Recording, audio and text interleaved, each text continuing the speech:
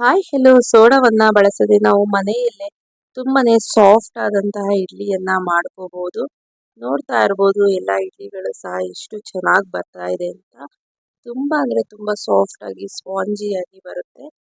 ಹಾಗಾದ್ರೆ ಈ ಇಡ್ಲಿಯನ್ನ ಹೇಗ್ ಮಾಡಬೇಕು ಏನು ಹೇಳ್ಕೊಡ್ತೀನಿ. ಎಲ್ಲೂ ಸಹ ವಿಡಿಯೋನ ಸ್ಕಿಪ್ ಮಾಡಬೇಡಿ.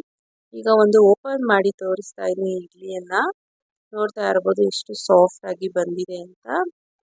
3 ತಿನ್ನೋರು ಇಡ್ಲಿ ಖಂಡಿತವಾಗಿ 5 ಇಡ್ಲಿ ತಿಂತಾರೆ.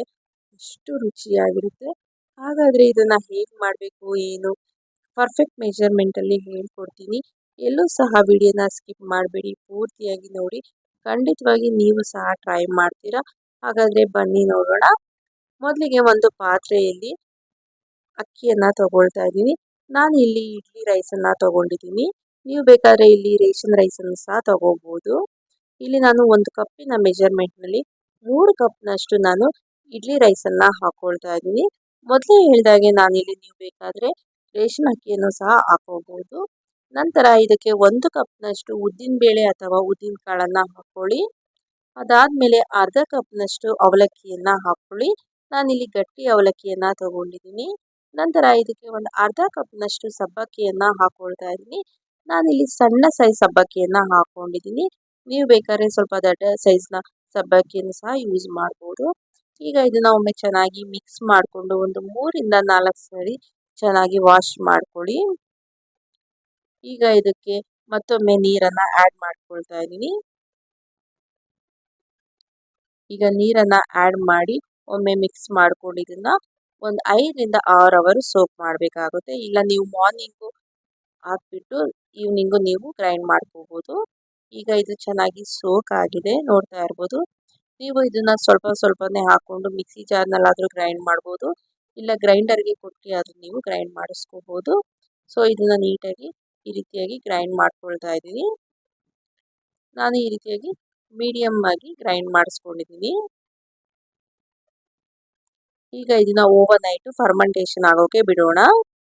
ಈಗ ಮಾರ್ನಿಂಗ್ ಇದು ತೋರಿಸ್ತಾ ಇದ್ದೀನಿ, ನೋಡ್ತಾ ಇರ್ಬೋದು ಎಷ್ಟು ಚೆನ್ನಾಗಿ ಫರ್ಮೆಂಟೇಷನ್ ಆಗಿದೆ ಅಂತ. ನೀವು ಯಾವಾಗಲೇ ಆಗಲಿ ಇಡ್ಲಿ ಅಥವಾ ದೋಸೆ ಮಾಡುವಾಗ ಈ ರೀತಿಯಾಗಿ ಚೆನ್ನಾಗಿ ಫರ್ಮೆಂಟೇಷನ್ ಆದರೆ ಇಡ್ಲಿ ಮತ್ತು ದೋಸೆ ತುಂಬಾ ಚೆನ್ನಾಗಿ ಬರುತ್ತೆ. ಫರ್ಮೆಂಟೇಷನ್ ಆಗಿಲ್ಲ ಅಂದರೆ ನಿಮಗೆ ಅಷ್ಟು ಚೆನ್ನಾಗಿ ಇಡ್ಲಿ ಅಥವಾ ದೋಸೆ ಬರೋದಿಲ್ಲ. ಈಗ ಇದನ್ನ ಒಮ್ಮೆ ಚೆನ್ನಾಗಿ ಮಿಕ್ಸ್ ಮಾಡ್ಕೊಳ್ಳಿ. ನಂತರ ಇದಕ್ಕೆ ರುಚಿಗೆ ತಕ್ಕಷ್ಟು ಉಪ್ಪನ್ನು ಆ್ಯಡ್ ಮಾಡ್ಕೊಳ್ತಾ ಇದ್ದೀನಿ. ಉಪ್ಪನ್ನು ಸಹ ಹಾಕಿ ಒಮ್ಮೆ ಚೆನ್ನಾಗಿ ಮಿಕ್ಸ್ ಮಾಡ್ಕೊಳ್ತಾ ಇದ್ದೀನಿ. ಈಗ ಇಡ್ಲಿ ಬ್ಯಾಟರ್ ಈ ಕನ್ಸಿಸ್ಟೆನ್ಸಿಲಿ ಇರಬೇಕು. ಈಗ ಇಡ್ಲಿ ಬ್ಯಾಟರು ರೆಡಿ ಆಗಿದೆ. ಈಗ ಇಡ್ಲಿ ಪ್ಲೇಟ್ಗಳಿಗೆಲ್ಲ ನಾನು ಆಯಿಲನ್ನು ಹಚ್ಕೊಳ್ತಾ ಇದ್ದೀನಿ. ಈ ರೀತಿಯಾಗಿ ಒಂದು ಬ್ರಷ್ನ ಸಹಾಯದಿಂದ ಆಯಿಲನ್ನು ಅಪ್ಲೈ ಮಾಡ್ಕೊಳ್ತಾ ಇದ್ದೀನಿ. ನೀವು ಬೇಕಾದರೂ ಕೈಯಲ್ಲೂ ಸಹ ಆಯಿಲನ್ನು ಹಚ್ಕೋಬಹುದು. ಈಗಾಗಲೇ ನಾವು ರೆಡಿ ಮಾಡ್ಕೊಂಡಿರುವಂಥ ಇಡ್ಲಿ ಬ್ಯಾಟರ್ ಏನಿರುತ್ತಲ್ಲ ಅದನ್ನು ಈ ಇಡ್ಲಿ ಪ್ಲೇಟ್ಗಳಿಗೆ ಹಾಕೊಳ್ತಾ ಇದ್ದೀನಿ. ಈಗ ಎಲ್ಲ ಪ್ಲೇಟ್ಗಳಿಗೆ ಹಾಕಿ ಈಗ ನಾನು ಇಡ್ಲಿ ಕುಕ್ಕರ್ನಲ್ಲಿ ಒಂದೊಂದೇ ಪ್ಲೇಟನ್ನು ಇಟ್ಟು ಒಂದು 10 ರಿಂದ 15 ನಿಮಿಷ ಬೇಯಿಸ್ಕೊಳ್ತಾ ಇದ್ದೀನಿ. ಈಗ 10 ರಿಂದ 15 ನಿಮಿಷ ಆದಮೇಲೆ ಇಡ್ಲಿ ನೋಡ್ತಾ ಇರ್ಬೋದು ಎಷ್ಟು ಚೆನ್ನಾಗಿ ಬೆಂದಿದೆ ಅಂತ. ಈಗ ಇದು ರೆಡಿ ಆಗಿದೆ. ಸ್ವಲ್ಪ ತಣ್ಣಗಾದ್ಮೇಲೆ ಈಗ ನಾನು ಒಂದು ಸ್ಪೂನಿನ ಸಹಾಯದಿಂದ ಇಡ್ಲಿಗಳನ್ನು ತೆಗಿತಾ ಇದ್ದೀನಿ. ನೋಡ್ತಾ ಇರ್ಬೋದು ಎಲ್ಲ ಇಡ್ಲಿಗಳು ಸಹ ಎಷ್ಟು ಚೆನ್ನಾಗಿ ಬರ್ತಾ ಇದೆ ಅಂತ ಪ್ಲೇಟಿಂದ. ಇಡ್ಲಿಗಳು ಪ್ಲೇಟ್ಗೆ ಸ್ವಲ್ಪನೂ ಸಹ ಅಂಟ್ಕೊಳ್ತಾ ಇಲ್ಲ, ಒಂದು ಸ್ವಲ್ಪನೂ ಸಹ ಕಿತ್ಕೊಳ್ತಾ ಇಲ್ಲ. ತುಂಬ ಚೆನ್ನಾಗಿ ಬರ್ತಾ ಇದೆ.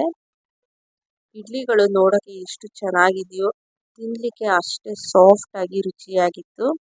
ಇದನ್ನ ನೀವು ಸಾಂಬಾರ್ ಜೊತೆ ಚಟ್ನಿ ಜೊತೆ ಸರ್ವ್ ಮಾಡ್ಬೋದು. ತುಂಬ ಅಂದರೆ ತುಂಬಾ ಟೇಸ್ಟಿಯಾಗಿರುತ್ತೆ. ಮಾರ್ನಿಂಗ್ ಬ್ರೇಕ್ಫಾಸ್ಟಿಗೆ ಮತ್ತು ಆಫೀಸ್ ಲಂಚ್ ಬಾಕ್ಸಿಗೆ, ಮಕ್ಕಳ ಲಂಚ್ ಬಾಕ್ಸ್ಗೂ ಸಹ ನೀವು ಮಾಡಿಕೊಡ್ಬೋದು. ಮಕ್ಕಳು ಖಂಡಿತವಾಗಿ ಖಾಲಿ ಮಾಡ್ಕೊಬರ್ತಾರೆ, ಅಷ್ಟು ರುಚಿಯಾಗಿರುತ್ತೆ. ನೋಡಿದ್ರಲ್ಲ ಎಷ್ಟು ಸಾಫ್ಟ್ ಆಗಿದೆ ಅಂತ. ಇನ್ನು ನನ್ನ ಚಾನಲ್ನಲ್ಲಿ ಸುಮಾರು ಕುಕಿಂಗ್ ವಿಡಿಯೋಸ್ಗಳು ವ್ಲಾಗ್ಸ್ಗಳನ್ನು ಅಪ್ಲೋಡ್ ಮಾಡಿದ್ದೀನಿ. ಅವುಗಳ ಲಿಂಕನ್ನು ನಾನು ಡಿಸ್ಕ್ರಿಪ್ಷನಲ್ಲಿ ಹಾಕಿರ್ತೀನಿ. ಖಂಡಿತವಾಗಿ ಒಮ್ಮೆ ನೋಡ್ಕೊಳ್ಳಿ, ಟ್ರೈ ಮಾಡಿ ಹೇಗೆ ಬಂತು ಅಂತ ನನಗೆ ಕಮೆಂಟ್ ಮೂಲಕ ತಿಳಿಸಿ. ಹೀಗೆ ನನ್ನ ಚಾನಲ್ನಲ್ಲಿರುವಂಥ ಎಲ್ಲ ವಿಡಿಯೋಗಳನ್ನು ನೋಡಿ ನನಗೆ ಸಪೋರ್ಟ್ ಮಾಡಿ. ಈ ವಿಡಿಯೋ ಇಷ್ಟ ಆಗಿದ್ರೆ ಲೈಕ್ ಮಾಡಿ, ಶೇರ್ ಮಾಡಿ, ಕಮೆಂಟ್ ಮಾಡಿ. Thank you so much. Bye.